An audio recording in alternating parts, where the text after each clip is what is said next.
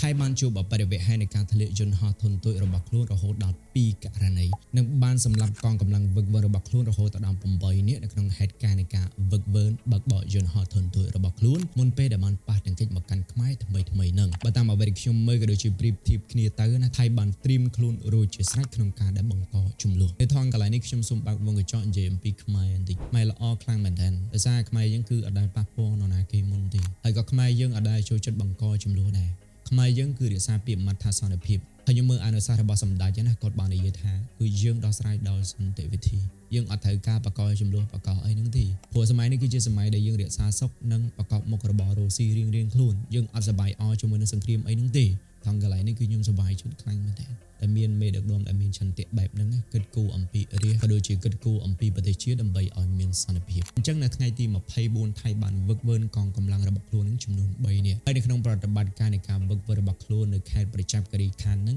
គឺត្រូវបានទទួលបរាជ័យដែលបានធ្លាក់យន្តហោះនិងសម្រាប់កងវឹកវើរបស់ខ្លួននឹងចំនួន3នាក់ដូចខ្ញុំបានជម្រាបមិញអញ្ចឹងគឺមានពីលុតចំនួន2នាក់និង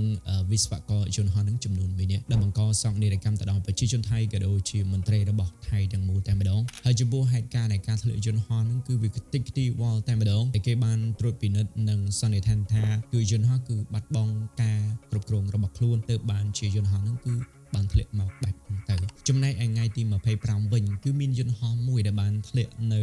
សមុទ្រជាអាមដែលជាសមុទ្ររបស់ថៃនឹងឯងក្នុងការវឹកវើរបស់ខ្លួនហើយក៏ជាយន្តហោះធុនតូចរបស់ខ្លួនដែរដែលបានបើកប្រតិបត្តិការធ្វើការហ្វឹកវើរបស់ខ្លួនក៏ប៉ុន្តែនៅក្នុងការហ្វឹកវើនឹងគឺមានការបរាជ័យដូចគ្នាដែលបានសម្លាប់កងកម្លាំងហ្វឹកវើរបស់ខ្លួននឹងរហូតដល់ចំនួន8នាក់ឯណោះហើយនឹងរងរបួសចំនួន1នាក់ផងដែរហើយចំពោះហេតុការណ៍មួយចុងក្រោយនេះគឺដឹងទាន់ប៉ុន្តែបើទោះបីជាមានការហៅទូរស័ព្ទដើម្បីជួយសង្គ្រោះបន្ទាន់របស់ពួកគេនៅក្នុងហេតុការណ៍មួយនឹងក៏ដោយក៏ប៉ុន្តែនៅតែបរាជ័យនៅតែធ្លាក់យន្តហោះនឹងចូលទៅក្នុងសមុទ្រនៅដែរដែលបណ្ដាលឲ្យមនុស្សចំនួន5នាក់បានស្លាប់នឹងម្នាក់រងរបួសធ្ងន់ធ្ងរបញ្ជូនទៅកាន់មន្ទីរពេទ្យដើម្បីសង្គ្រោះបន្ទាន់ឡប់មករឿងរ៉ាវដែលវាបានប៉ះពាល់ខ្មែរហ្នឹងគឺក្រោយហ្នឹងទេអញ្ចឹងមានន័យថារឿងហ្នឹងគឺវាកើតមុនបើតាមអ្វីដែលខ្ញុំគិតណាគឺវាកំពុងតែហ្វឹកវើត្រៀមដើម្បីមកធ្វើជា mafia មកធ្វើជាបងធំដើម្បីបង្កបញ្ហាដល់គេដល់ឯងដែលគេកំពុងតែឆ្លាញ់សុខសន្តិភាពចង់ឲ្យមនុស្សក៏ដូចជាប្រជាពលរដ្ឋនៅក្នុងប្រទេសមួយហ្នឹងគឺមានការ